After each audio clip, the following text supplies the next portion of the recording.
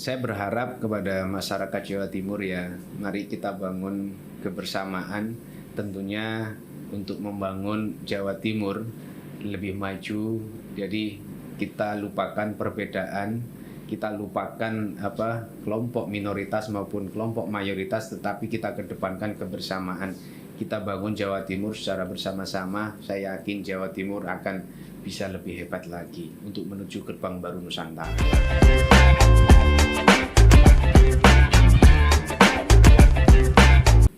Empower barengan sama LTK kali ini di podcast Suara Rakyat. Nah, ngomong-ngomong masalah toleransi nih Empower, Jawa Timur itu dikenal sebagai provinsi yang besar, beragam dan juga dinamis. Dari kultur arek, tapal kuda, mataraman, hingga komunitas-komunitas pendatang. Semua itu hidup berdampingan membentuk mozaik sosial yang indah banget. Banyak ras juga yang datang, mulai dari orang teman-teman timur, dari daerah tengah Indonesia juga banyak. Tapi di tengah perubahan sosial yang cepat ini teman-teman, arus informasi yang keras dan tensi politik yang tinggi, nilai toleransi dan keberagaman menjadi ujian besar bagi kohesi masyarakat Jatim. Nah, hari ini kita bakal membahas gimana nilai toleransi bisa diperkuat lagi. Bukan hanya sebagai jargon, tapi sebagai budaya hidup sehari-hari. Nah, kali ini LTG barengan sama Abah Eko Wahyudi, anggota DPRD Jatim Komisi A, Pak ya? Iya, Komisi A. Dari fraksi Gerindra. Iya. Sosok yang dekat dengan masyarakat juga, akar rumput dan aktif bersuara soal penguatan harmoni sosial di daerah. Kita akan menggali bagaimana Jatim bisa terus menjadi rumah yang aman bagi semua. Jadi gimana kabar?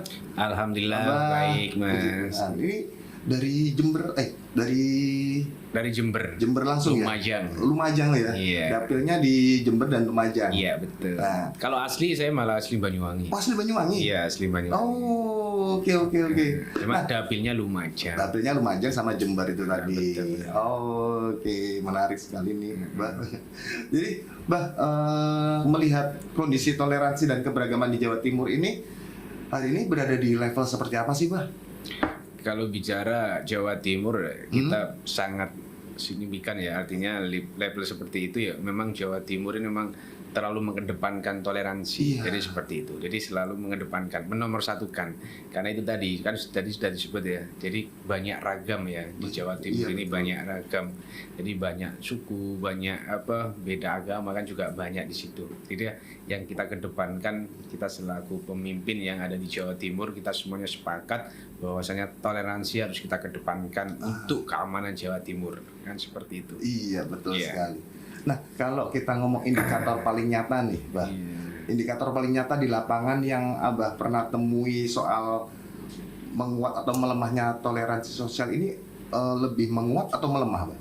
Kalau saya melihatnya, kalau saya perhatikan ya, kita berkaca melihat situasi keadaan itu, saya berpikirnya kuat lah. Kuat ya? Jawa Timur itu lebih mengedepankan toleransi. Jadi perbedaan itu selalu kita junjung tinggi. Iya. Seperti itu. Itu kayak budaya kita ya, kayak tepos seliro. Iya, Nah, jadi budaya seperti itu kan memang harus kita bawa terus kan. Betul. Walaupun itu budaya yang lama, tapi itu yang membawa kerukunan kita kan seperti itu. iya, betul.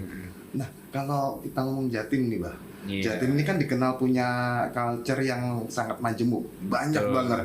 Nah, gimana keberagaman ini menjadi kekuatan sekaligus tantangan? Kalau kita bicara tantangan ya, itu memang kita harus mengedepankan itu tadi, semua aspek itu harus kita gunakan ya untuk membangun toleransi itu sendiri ya. Jadi apapun caranya kita lakukan. Jadi itu dengan berbagai macam cara. Jadi kita harus melakukan pendekatan Iya. tadi kan seperti itu. Oke. Nah, kalau kita ngomong dari pengalamannya, Abah Iya. nih, dari pengalaman Abah turun ke masyarakat, kelompok mana yang paling rentan untuk menghadapi eksklusi sosial? Kalau kita bicara kelompok, saya rasa kalau di Jawa Timur ya hampir tidak kelompok itu sudah kayak tidak ada ya. Iya, Artinya iya. yang lebih dominan menguasai terkait dengan persoalan itu, saya yakin itu sudah hampir tiada. Hampir Tetapi kita selalu mengedepankan hubungan itu tadi kan, bagaimana toleransi itu bisa kita wujudkan kan seperti itu. Iya. Lalu ini, Bah, Iya. apakah polarisasi politik dan media sosial ini punya dampak yang besar banget terhadap hubungan antar warga ini, Bah? Saya rasa kalau kita melihat keadaan dan situasi ya, jadi perbedaan dalam berpendapat itu saya pikir selalu menghormati. Jadi makanya kalau terjadi miskon wajar lah, karena kita juga hidup dengan berbagai macam karakter kan. Jadi saya menyadari dan memahami, tapi bagaimana pentingnya kita harus hadir untuk memberikan pemahaman bahwasanya perbedaan itu menjadi sebuah keberagaman untuk membangun Jawa Timur kan seperti itu. Iya, apalagi kalau kita ngomong masalah kan kita juga manusia. Iya, betul. Yang penting komunikasinya gimana. Iya, betul. Gitu. Jadi itu memang harus kita lakukan kan seperti itu. Iya. Lalu bagaimana Abah membaca dinamika sosial di daerah rawan gesekan? Misalnya nih, wilayah dengan pluralitas tinggi atau sejarah konflik, Bah? Kalau kita membaca itu ya kita itu tadi kita harus melibatkan dengan berbagai macam tokoh yang ada ya, di mana di daerah tersebut tokoh yang paling dominan, tokoh-tokoh yang memang harus kita perankan untuk membangun dan mengajak masyarakat di situ bagaimana harus bisa mengedepankan kebersamaan tadi kan seperti itu. Jadi kita harus melibatkan banyak tokoh-tokoh yang ada di situ, baik tokoh pemudanya, tokoh agamanya, tokoh masyarakatnya maupun tokoh-tokoh yang lain. Jadi kita harus libatkan semuanya kan seperti itu. Jadi kalau tokoh-tokohnya sudah menyatu, saya yakin keberagaman dan kebersamaan akan berkelanjutan. Artinya akan jalan seperti itu kan. Iya sih. Iya.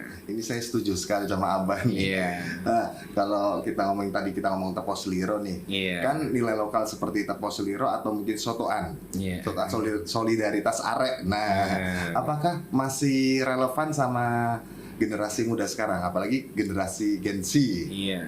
Apakah masih relevan, Bah? Saya rasa kan tipe dan karakternya anak zaman sekarang itu ya mungkin beda. Iya. Karena memang itu tadi kan di sini dunia digital ya. Jadi memang kadang untuk berpikir, artinya untuk hal yang sifatnya untuk meningkatkan kebudayaan itu kadang kurang. Tetapi kan kita juga berpikir bagaimana anak-anak muda sekarang ini ataupun lingkungan saat ini itu harus bisa memahami bahwasanya gotong royong atau kebersamaan itu sangat dibutuhkan demi terwujudnya keamanan di lingkungan kita terutama kan seperti itu. Iya benar banget. Nah, kalau kita ngomong toleransi nih, Iya. pasti ada namanya intoleransi, Iya, lawan betul. katanya. Nah, menurut Abah nih, apa akar masalah ketika muncul intoleransi di masyarakat? Itu tadi, karena kalau bicara akar masalah pasti di situ kan terjadi sebuah perbedaan ya. Iya. Jadi kadang pendapat itu kadang ini kan zamannya digital ya. Iya, betul. Jadi kadang dipelintir-pelintir kan seperti itu. Dan tentunya kita harus pandai memberikan pemahaman baik melalui media sosial. Jadi harus memberikan pemahaman bahwasanya jangan mudah menangkap isu yang tidak jelas yang sumbernya sehingga di situ akan menciptakan sebuah konflik kan seperti itu. Sehingga terjadi tidak nyambung kan seperti itu. Jadi itu harus tugasnya kita harus memberikan pemahaman yang sangat baik kan seperti itu. Kayak ini ya hoax-hoax yang bermunculan ya. Iya, karena memang kan di situ kan banyak sekarang kan isu-isu yang tidak bertanggung jawab. Jadi di media-media sosial kita kan banyak dan itulah yang akan menciptakan persoalan dan problem di masyarakat kan seperti itu. Iya, sebetulnya kalau kita budaya toleransi sendiri ya. Kalau memang kita mengedepankan, kita selalu menghormati leluhur-leluhur kita kan gitu. Jadi tergantung kita aja, tergantung bagaimana kita memberikan pemahaman kepada anak-anak muda sekarang ini. Mereka harus paham terkait dengan kebersamaan dan gotong royong itu yang akan menciptakan kedamaian di hati kita dan lingkungan kita kan seperti itu. Ini kata-kata yang super sekali sebenarnya. Maksudnya saya setuju dengan Abah juga nih. Gimana? Bahwa semua masalah itu sebenarnya bisa dikondisikan kita memberi pemahaman Iya, betul. dari yang intoleransi tadi, Iya. bahwa ini sebenarnya juga nggak oke nih kalau ada intoleransi. Iya. Nah, nanti kita akan balik lagi ya Power, barengan sama Abah lagi. Jangan kemana-mana.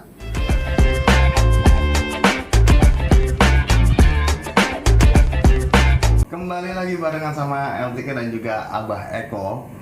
Nah, kita akan membahas tentang membangun toleransi yang relevan di era modern, Abah. Nah, menurut Abah Eko nih, apa definisi toleransi yang paling kontekstual untuk masyarakat Jatim saat ini? Tentunya ya kalau kita bicara seperti itu ya, kita bagaimana kita menciptakan kebersamaan ya antar penganut ya. Jadi antar penganut ini rukun aja. Jadi kita nggak usah terlalu vulgar ya, artinya kita bagaimana kita menciptakan kerukunan antar agama ini biar terjalin erat, itu aja yang saya harapkan seperti itu. Jadi banyak cara lah, banyak cara-cara yang untuk bagaimana keharmonisan antar perbedaan ini terjalin, kan seperti itu. Yang tadi salah satu contohnya. Iya, salah satunya seperti itu. Kalau cara paling efektif nih menurut Abah Eko nih untuk membangun kedekatan lintas kelompok tanpa harus menunggu ada konflik terlebih dahulu. Ya, mungkin selalu mengedepankan harmonisasi. Jadi selalu duduk bersama. Jadi bagaimana perbedaan itu terjadi sehingga jangan sampai menunggu sebuah perpecahan ataupun perbedaan. Jadi kegiatan yang selalu menyambung silaturahim itu kan memang sangat penting ya. Iya, betul. Harus digagas. Jadi dari semua kelompok itu harus sering melakukan komunikasi itu untuk bicara hal-hal yang sifatnya akan mengakibatkan sebuah konflik, kan seperti itu. Jadi itu yang harus diwujudkan. Oke. Nah, kalau di segmen satu tadi kan kita bahas tentang tokoh agama. Iya. Nah, menurut Abah Eko nih, bagaimana peran tokoh agama yang sangat berpengaruh di Jawa Timur ini dalam membentuk narasi harmoni sosial? Ya, kita semua paham ya, di Jawa Timur ini panutannya kan kiai. Ya. Jadi kita kalau kiai sudah ngomong hampir 90% kita pasti dari kiai. Iya, Kan seperti itu. Jadi apa yang menjadi fatwa para kiai di Jawa Timur pasti kita akan mengikuti. Jadi itu yang kita harapkan, komunikasi dan harmonisasi bersama semua elemen tadi itu sangat penting yang harus dilakukan, kan seperti itu. Jadi dengan berbagai macam agama ataupun kelompok itu memang harus dilakukan, kan seperti itu. Oke. Tapi kalau kita ngomong toleransi nih, Abah, Iya. apakah perlu ada kampanye-kampanye untuk generasi muda? Terutama kan karena generasi muda ini kan aktor yang penting nih untuk saat Iya, ini betul. nih. Apa strategi kalau misalnya perlu nih? Apakah strategi supaya kampanye toleransi ini tidak terkesan menggurui? Iya.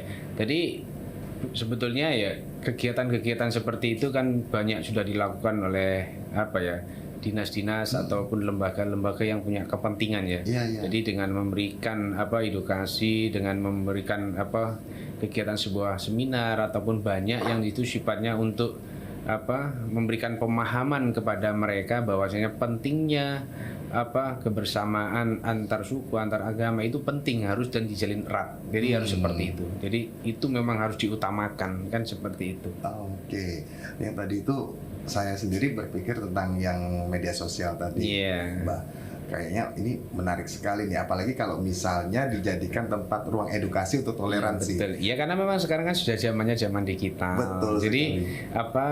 tidak hanya kita sebatas sebuah kegiatan yang sifatnya pertemuan berhadapan langsung, tetapi memang sekarang dunianya memang dunia digital ya. Iya. Jadi kita gunakan semua alat, kita gunakan untuk memberikan ataupun edukasi tadi, memberikan pemahaman kepada masyarakat saat ini, terutama ya remaja-remaja kita, bahwasanya toleransi itu memang harus kita wujudkan, karena keberbedaan itu memang sebuah hal yang memang harus kita hadapi. Tetapi dengan berbeda itu kan tidak harus kita jalan sendiri. Dengan berbeda kita harus selalu bersama untuk membangun dan menciptakan perdamaian, kan seperti itu. Sehingga kita mengantisipasi sebuah kejadian yang sifatnya akan terjadi sebuah konflik, kan seperti itu. Iya, betul.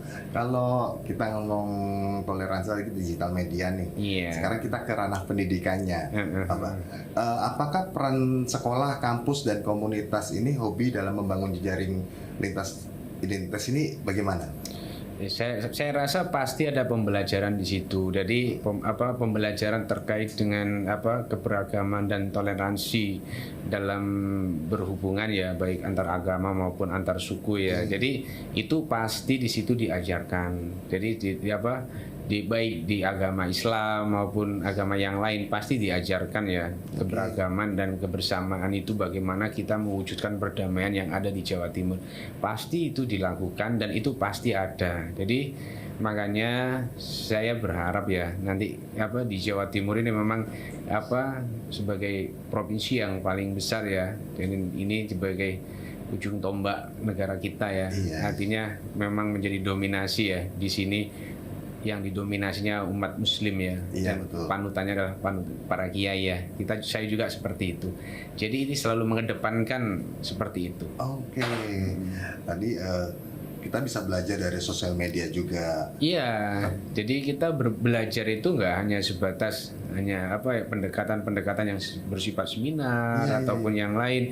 Karena itu tadi kan sudah zaman digital. Jadi wajar. Jadi harus apapun caranya kita gunakan pendekatan-pendekatan itu kita lakukan, baik dengan cara-cara kita gunakan dunia digital tadi kita lakukan. Yang penting kita bisa mengantisipasi ya hal-hal yang sifatnya isu yang kurang benar, atau ini isu hoak atau isu yang memang keabsahan sumber ini tidak bisa terpercaya, ya kita harus bisa menyaring. Betul. Sehingga kalau itu kita nggak bisa menyaring akan terjadi konflik kan seperti itu, dan kita akan mudah dipecah belah kan seperti itu. Apalagi beberapa sosial media kayak chat begitu kan, tempatnya hoax untuk menyebar. Iya, karena kita memang muda, jadi kita mau ngomong apa bebas di situ kan seperti itu. Walaupun kita ada undang-undang IT kan seperti itu, tapi kadang mereka orang-orang yang nggak bertanggung jawab ini yang ingin memecah belah kita ya. Itu pasti ada orang-orang yang nggak bertanggung jawab kan seperti itu. Tapi kita ya harus pandai untuk memahami dan melihat kondisi saat ini. Kita harus aktif, jadi seperti itu. Oke. Lalu kalau kita ngomong tadi kan sosial media sudah, untuk pendidikan dan kelompok sosial juga sudah. Kalau dunia kerja, nah dunia kerja ini apakah kita bisa berlatih secara latihan toleransi dari situ, belajar juga? Karena kalau kita bicara dunia kerja ya, jadi itu tadi karakter masing-masing personel ini kan beda. Iya, betul. Dan juga agama kita kan tidak mungkin satu kantor itu kadang-kadang juga nggak sama. Betul kan sekali. Makanya juga perlu diterapkan di dunia kerja ini, juga perlu diterapkan bagaimana pentingnya toleransi, pentingnya kebersamaan itu harus kita bangun sehingga biar tidak terjadi konflik kan seperti itu. Karena bagaimanapun kalau ini terjadi sebuah perbedaan di dunia baik maupun di dunia kerja ya, ini akan juga bahaya kan, kasihan para investor. Sehingga karena perbedaan yang mengakibatkan pekerjaan mereka nggak maksimal, artinya kurang baik kan seperti itu.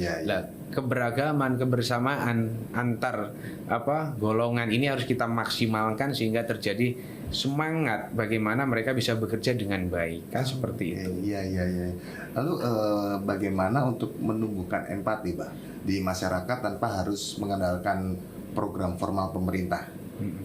Ya itu tadi, kita harus seling minta selalu menghormati yang sepuh. Kalau budayanya orang Islam ya, kalau budaya agama saya, jadi kita manut dari kiai tadi ya. Jadi kita budaya-budaya seperti harus kita kedepankan. Jadi tidak harus berpatokan pada dunia dunia digital, atau kita tanpa itu pun saya selalu menghormat dan patuh apa yang menjadi perintahnya kiai kan seperti itu. Saya sebagai umat muslim kan seperti itu, dan itu saya sangat berharap kepada siapapun, ayo kita saling menghormati itu memang harus kita tumbuhkan dari sekarang kan seperti itu. Iya. Lalu untuk Abah Eko nih melihat potensi apa nih dari kulturnya Jatim? Misalnya kan kita ada Mataraman, Madura, Iya. Pendalungan. Itu untuk menjadi modal toleransi sosial ini apa yang Abah Eko lihat dari potensi tersebut? Kalau saya melihatnya, jadi apa ya? Melihatnya itu ya keberagaman ya, keberagaman dari masing-masing daerah itu kadang beda kan ya. Jadi kebersamaan mereka antar suku, antar golongan itu kadang beda, tiap daerah kan Iya, beda. betul. Sehingga saya berharap apa ya, yang penting itu tadi selalu mengedepankan kebersamaan itu aja. Jadi itu aja. Karena memang tiap daerah itu beda, tapi bagaimana kita memahami apa daerah tersebut itu menjadi sebuah apa daerah yang memang kebersamaannya selalu menonjol kan seperti itu. Oke. Iya, iya, iya. Oke, itu tadi jawaban yang menurut saya oke banget sih, maksudnya Iya. dari daerah Jawa Timur itu kayak ini sesuai banget nih yang harus kita Iya. lakuin. Ya Jawa Timur memang apa ya, Jawa Timur ini memang harus dimaksimalkan. Betul. Nah, tak maksimal mayoritas Jawa Timur ini umat Muslim kan Betul. seperti itu. Kita harus menghormati kelompok-kelompok yang kecil juga. Tapi bukan berarti walaupun kita besar terus kita menindas yang kecil kan. Iya. Keberagaman, kebersamaan itu sangat kita penting dan dibutuhkan. Iya, betul sekali ya Mbak Eko. Ya, oke, jangan kemana-mana, Empower. Ini nanti kita akan balik lagi ke segmen ketiga.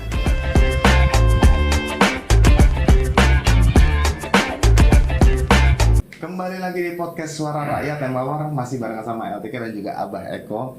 Nah, Abah Eko, kita membahas di segmen 3 ini tentang kebijakan, program, dan masa depan keberagaman Jatim. Iya.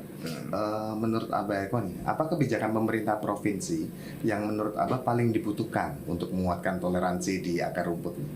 Ya, jadi kita mulai apa ya, penguatan terkait pendidikan karakter dan keberagaman di sekolah-sekolah itu memang sangat dibutuhkan ya, dan itu harus kita lakukan. Jadi seperti itu diantaranya seperti itu. Jadi juga program lintas komunitas, baik melalui Karang Taruna dan santri, pemuda lintas agama, dan itu bagian daripada yang harus kita lakukan seperti itu. Oke. Lalu bagaimana memastikan kalau setiap program sosial itu tidak hanya simbolik, Mbak, tapi menyentuh kebutuhan warga lintas kelompok itu tadi? Nah, ya kita harus, pemerintah sendiri ya harus bisa melibatkan masyarakat dari kelompok yang berbeda ya. Jadi kelompok yang berbeda ini baik agama, etnis, gender, jadi semuanya harus kita libatkan. Jadi seperti itu. Oke. Jadi apapun upaya yang harus dilakukan oleh pemerintah sendiri harus aktif. Jadi monitoring dan evaluasi harus melibatkan warga, akar rumput itu harus kita lakukan, dan semua apapun itu harus kita lakukan. Oke, kalau tadi itu. dari segi segala lini tadi itu, Iya, Pak. betul. Nah, apakah perlu ada forum rutin untuk lintas tokoh masyarakat, agama dan juga pemuda untuk melakukan dialog sosial itu? Nah, saya rasa kegiatan seperti itu kan harus kita lakukan memang ya. Jadi memang sangat perlu ya, karena untuk mencegah salah paham dari sebelum terjadi persoalan kan seperti itu. Iya, iya. Lalu bagaimana peran DPRD, Bah? DPRD Jatim untuk mendorong anggaran dan regulasi yang memperkuat kohesi sosial ini?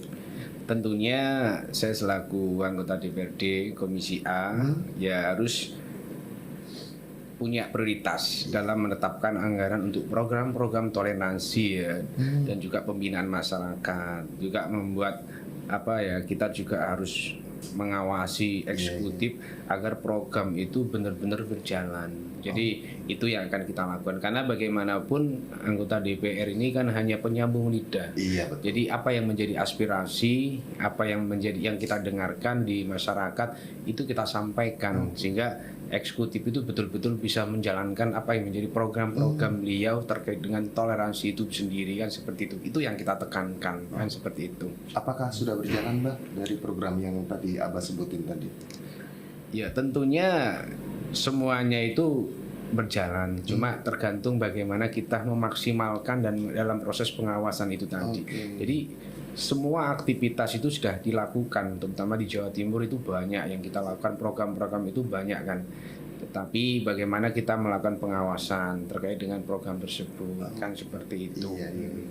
Lalu apa strategi pencegahan dini, Pak, terhadap gesekan sosial, terutama di daerah yang punya sejarah ketegangan.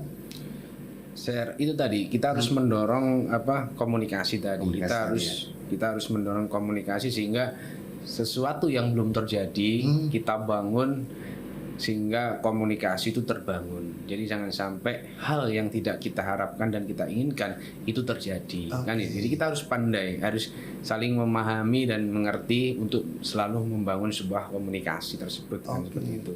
Kalau kita ngomong masalah program keberagaman ini, kan memang banyak hal-hal yang terjadi di kota besar, tapi tidak menutup kemungkinan bahwa di desa-desa juga terjadi.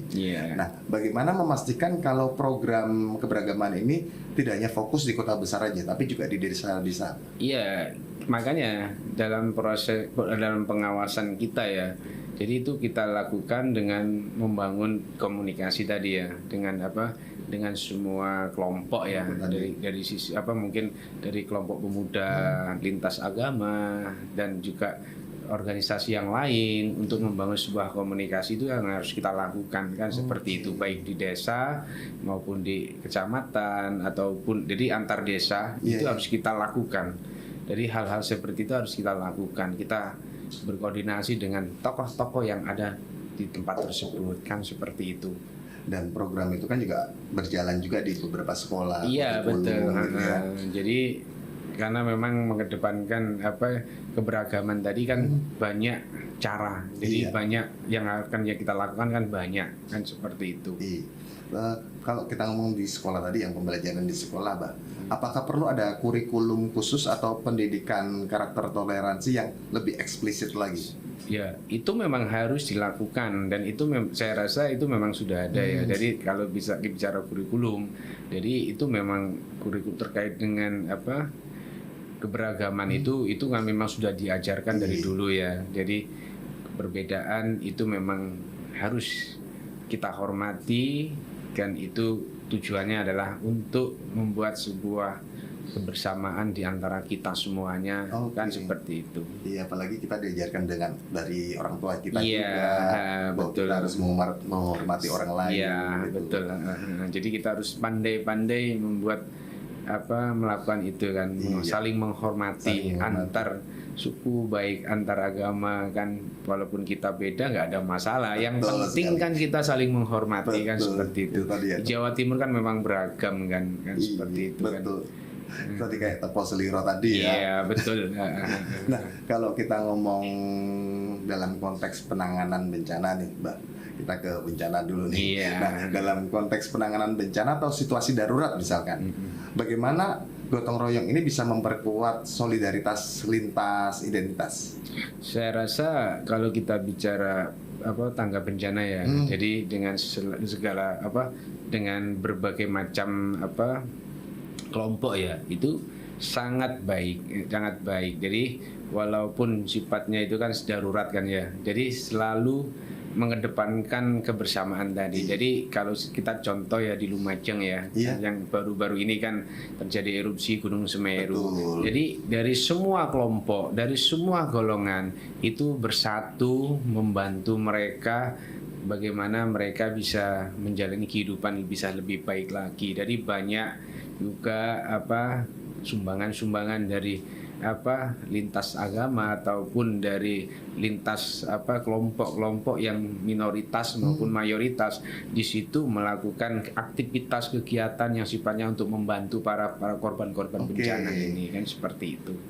Apakah tadi kan saya dengar nih, Mbak, waktu dari teman juga beberapa supporter ini di sini itu juga datang untuk memberi bantuan ke Aceh. Apakah itu juga termasuk toleransi juga? Nah, itu kan bagian daripada support sosial ya. Jadi bagaimana kebersamaan itu terjadi kan. Jadi walaupun di luar provinsi di luar provinsi kita menggalang menggalang toleransi tadi, kebersamaan tadi. Jadi untuk menjalin komunikasi agar kebersamaan itu memang betul-betul erat di tubuh kita ya. Jadi walaupun di luar provinsi Jawa Timur, kita masyarakat Jawa Timur selalu peduli kan seperti itu. Itu tadi yang kita kedepankan adalah kebersamaan kan gitu. Betul sekali. Jadi lalu kalau kita ngomong langkah konkretnya nih, Mbak, apa langkah konkret yang bisa dilakukan masyarakat sekarang ini dalam setahun ke depan untuk memperkuat toleransi di lingkungannya masing-masing, Mbak? Ya, kalau kita bicara langkah konkret ya, mungkin yang saya lakukan itu tadi. Jadi selalu kita mengedepan pendidikan baik di lembaga formal maupun non formal maupun di organisasi di secara keagamaan selalu berhubungan. Jadi baik yang mayoritas minoritas itu yang selalu kita kedepankan, kebersamaan kita selalu kita jalin erat. Jadi seperti itu ya, kita harus mengedepankan kebersamaan baik minoritas maupun mayoritas tadi. Kalau misalnya nih Abah Eko bisa memberi satu pesan untuk warga Jatim agar tetap rukun dan saling menerima, apa yang bakal Abah Eko tekankan sebagai closing statement kita nih, Mbak? Ya, saya berharap kepada masyarakat Jawa Timur ya, mari kita bangun kebersamaan tentunya untuk membangun Jawa Timur lebih maju. Jadi kita lupakan perbedaan, kita lupakan kelompok minoritas maupun kelompok mayoritas, tetapi kita kedepankan kebersamaan. Kita bangun Jawa Timur secara bersama-sama. Saya yakin Jawa Timur akan bisa lebih hebat lagi untuk menuju gerbang baru Nusantara. Nah, itu dia. Memang Abah Eko menjadi panutan saya sekarang. Iya. Oke, itu tadi Empower, obrolan kita barengan Abah Eko tentang toleransi di Jawa Timur khususnya. Kita bakal balik lagi lain kali. Terima kasih banget untuk Abah Eko sudah mau mampir. Terima kasih. Kita ketemu lagi next time, Abah Eko.